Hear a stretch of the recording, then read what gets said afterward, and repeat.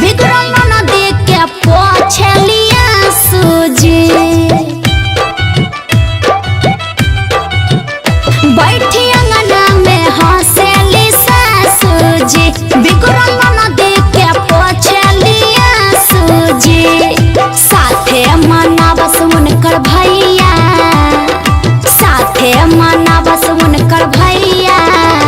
काजर के परैया मांगे नदिया कंगनवा काजर के परैया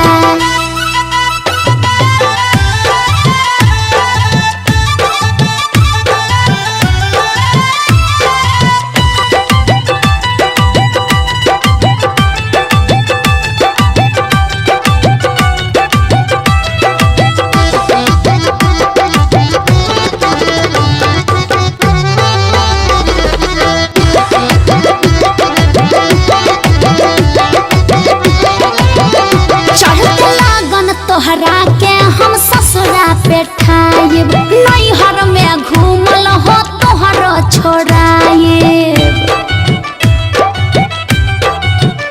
चढ़ते लगन हम तोहरा के ससुरा पे ठाइब नैहर में घूमल हो तोहरो छोड़ाइब शिवयंतरा के लेबू न नैया शिवयंतरा